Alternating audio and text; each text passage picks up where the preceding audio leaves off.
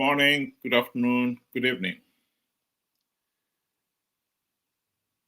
Mashonaland West provincial launch and disbursement of presidential revolving fund.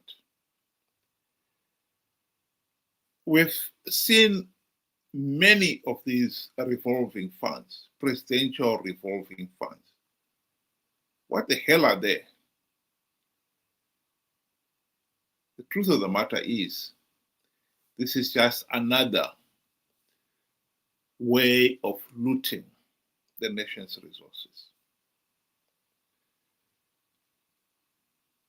Mnangagwa is not building Zimbabwe brick by brick.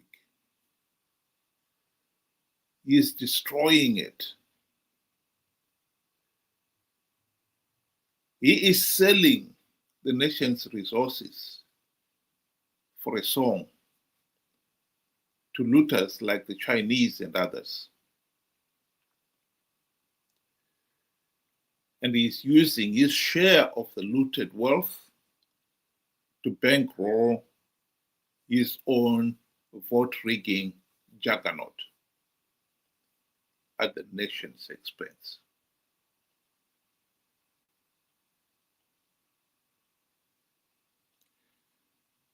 This presidential revolving fund is no different from what we saw in 2023, when Mnangagwa spent billions of dollars in what he called housing loans. He gave the MPs and Senators 40,000 US dollars in November 2022.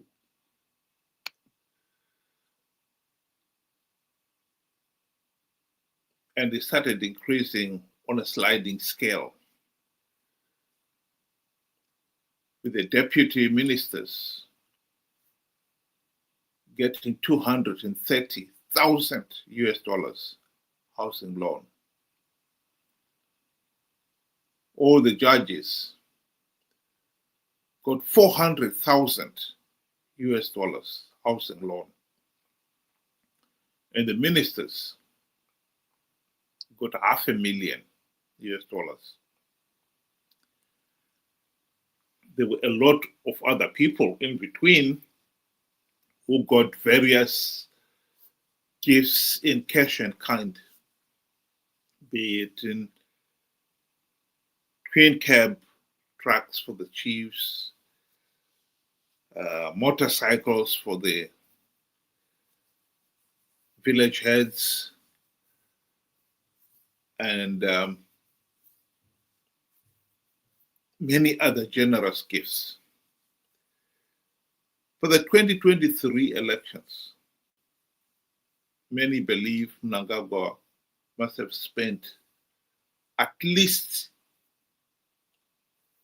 5 billion US dollars.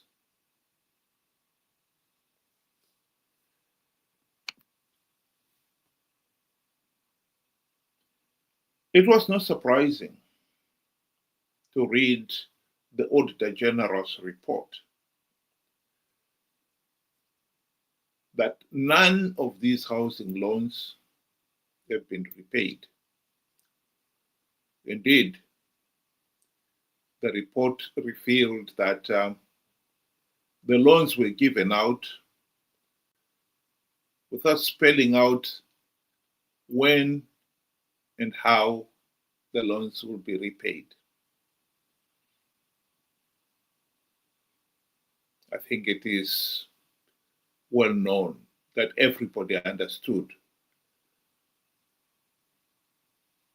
that the housing loan was just a euphemism for bribe. The recipients knew this was a bribe. They knew what was expected of them. In this particular case, They were all expected to play their role in helping Mnangagwa rig the 2023 elections to stay in power. All these presidential revolving loans, funds for youth or veterans, they are all meant to achieve the same thing: bribe the various individuals to help Mnangagwa stay in power at all costs.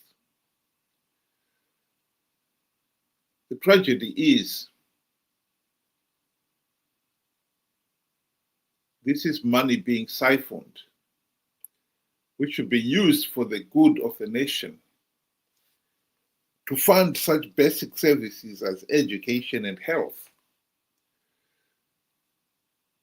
Schools and hospitals have all but collapsed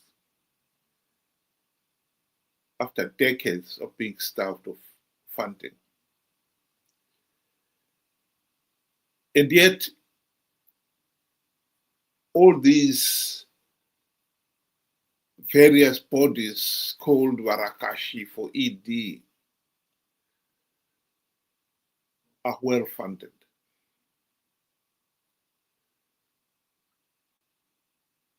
It is quite common to hear of how these various bodies, their chairperson, their secretary general, or any of the high-ranking officials receiving a donation of a car or money. And these revolving funds would benefit those who are seen to be actively involved in promoting Mnangagwa. The glory of Caesar has way surpassed the good of Rome. Mnangagwa is not building Zimbabwe brick by brick. He's destroying it. He's selling the nation's resources for a song, and using his share of the looted wealth to bankroll all those who are willing to help him rig the elections to stay in power. This is the truth. And we, the people of Zimbabwe, will pay dearly for letting all this madness continue all these years.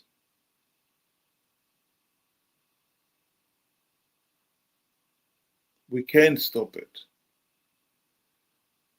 And we have the opportunity to stop it.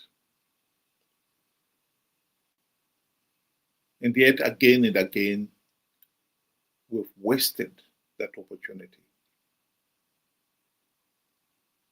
The best opportunity to end the ZANU-PF dictatorship was during the 2008 to 2013 GNU. It is tragic that even now, with the benefit of hindsight, many Zimbabweans out there still do not have the foggiest idea what the 2008 to 2013 GNU was all about.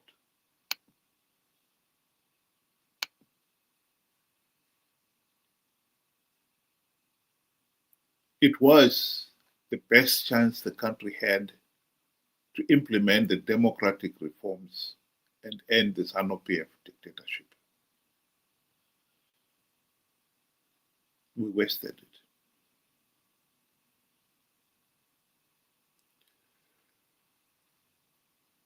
We have the opportunity, even now, to end the dictatorship if we stop participating in flawed elections. We all know that the election process in Zimbabwe are flawed. We have been warned so many times, and yet we will not listen.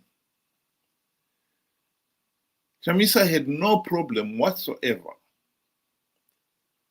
in 2023 conning millions of Zimbabweans to participate in flawed elections because he assured them that he had plugged all the vote rigging loopholes. The real surprise is, even now with the benefit of hindsight, millions of Zimbabweans out there still refuse to accept that Chamisa lied to them.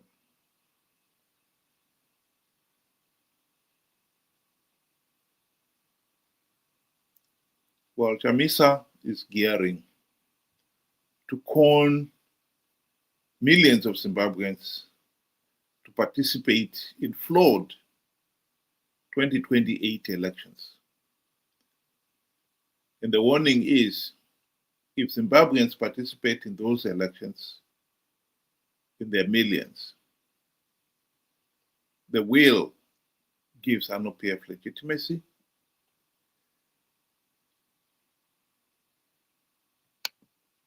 and make it impossible for SADC, even if they wanted to step in and deny ZANU-PF legitimacy. The challenge right now, between now and 2028 elections, is to persuade, hard as that may be, the Chamisa Chete Brigade to accept that Chamisa lied to them about plugging the vote rigging loopholes in 2023, and that he is lying to them again to con them to participate in yet another flawed elections whose only end result will be to give Mnangagwa legitimacy. We can't keep on shooting ourselves in the foot and pretend that it's somebody else and blame somebody else for it. Chamisa is a liar. Why this is so difficult for some people to accept beggars belief. Here is Chamisa being taken to task by a BBC reporter on his lying. Ende patakasangana na Trump akatibvunza naye vakomana mari yamuri kuda kuti nyika ifambe imari. Serious questions were raised about your behaviour in Washington, D.C. You did see some senior people on Capitol Hill, some Congress people, but you also claimed that you'd seen Donald Trump. You claimed you had a conversation with him in which you said he asked you how much you needed to move the country forward. You told him $15 billion, and he said to you that he would provide the money if you won the election. That was not true, was it? Sangana na Trump akatibvunza naye vakomana mari yamuri kuda kuti nyika ifambe imari. It was not true that you'd seen Donald Trump and that Donald Trump indicated to you that he would provide, if you won the election, $15 billion. All those statements were said by other people, not what I said. Akasangana na Trump akatibvunza naye vakomana mari yamuri kuda kuti nyika ifambe imari. Well, no, because there is a video which shows you at a rally in January back home in Zimbabwe saying that Donald Trump had pretty much promised you $15 billion. To be clear, because some people in Zimbabwe are still confused, you're now telling me you did not meet Donald Trump. We did not. Chamisa is a liar. We need to deal with those political realities. He is going to lie to the people of Zimbabwe that he's going to win the 2028 elections, conning them to participate in yet another flawed electoral process to give ZANU-PF legitimacy.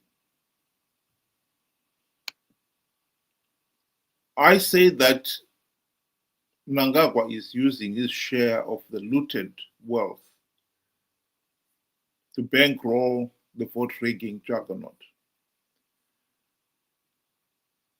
He is not only bribing ZEC officials, police, army, and all the other key players in Zimbabwe's electoral process. He is also bribing the opposition. Mnangagwa the other day was even boasting of how Zimbabwe, there is no friction between the ruling party and the opposition in Zimbabwe. He knows that he has got the opposition in his deep pockets. He knows that the opposition will participate in 2028 without even one token reform implemented out of greed. He has them in his pocket. It is us, the ordinary people, who have been slow to realize that MDC-CCC leaders, as ZANU-PF Team B in all but name, playing for Team A to win and for Team A to have legitimacy. We can stop this criminal waste of the nation's resources, material, and humans if we really put on our thinking cap on. Being conned by the likes of Chamisa to participate in flawed elections is proof we have stopped thinking. We need to start thinking again.